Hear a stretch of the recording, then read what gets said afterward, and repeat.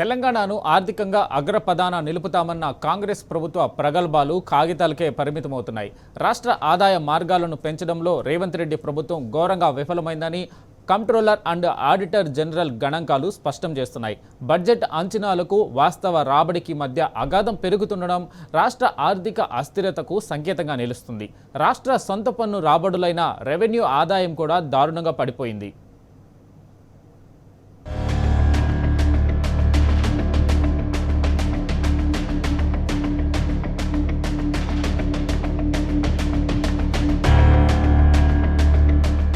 కేసీఆర్ పాలనలో కరోనా వంటి క్లిష్ట పరిస్థితుల్లో కూడా ఆదాయం నిలకడగా ఉన్నది. కానీ ప్రస్తుత సాధారణ పరిస్థితుల్లో కూడా కాంగ్రెస్ ప్రభుత్వం నిర్దేశించుకున్న లక్ష్యాలను చేరుకోలేకపోతున్నది.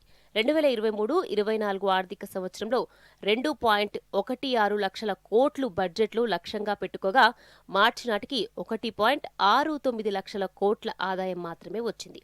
అంటే ప్రతిపాదిత అంచనాల్లో 78.08% సమకూరింది.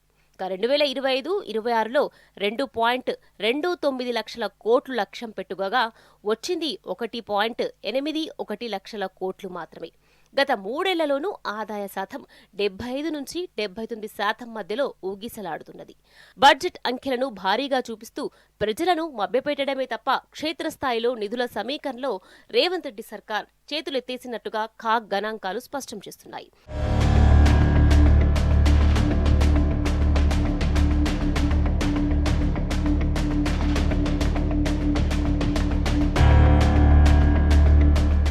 రాష్ట్ర ఖజానాకు ప్రధాన ఆదాయ వనరుగా ఉండే స్టాంపులు, రిజిస్ట్రేషన్ విభాగంలో పరిస్థితి మరీ దారుణంగా ఉన్నది. హైడ్రా వంటి అనాలోచిత చర్యలతో స్థిరాస్తి రంగం కుదేలైంది.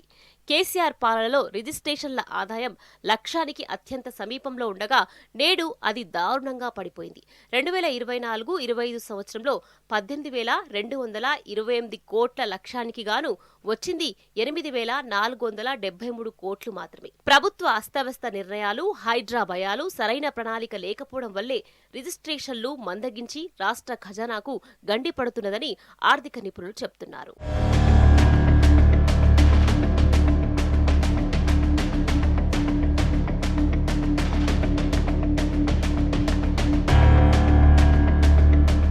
కేసీఆర్ హయాంలో 2021-22లో స్టాంపుల ద్వారా 98.98% ఆదాయం రాగా నేడు అది 79% దగ్గరే ఆగిపోవడం రేవంత్ రెడ్డి పాలనా వైఫల్యానికి నిదర్శనం. సంక్షేమ పథకాలకు నిధుల్లేక, అభివృద్ధి పనులకు బడ్జెట్ కేటాయింపులు చేయలేక ప్రభుత్వం సతమతమవుతున్నది. కేవలం అప్పుల మీద ఆధారపడమే తప్ప సొంత రాబడిని పెంచుకోవడంలో ప్రభుత్వం విఫలమైందని కాగ్ గణాంకాలు వెక్కిరిస్తున్నాయి. ప్రభుత్వం ఇప్పటికైనా మొండి వైఖరి వీడి ఆదాయ వనరులను పెంచే చర్యలు తీసుకోకపోతే రాష్ట్రం ఆర్థికంగా కోలుకోలేని దెబ్బతినే ప్రమాదం ఉన్నదని ఆర్థిక నిపుణులు హెచ్చరిస్తున్నారు.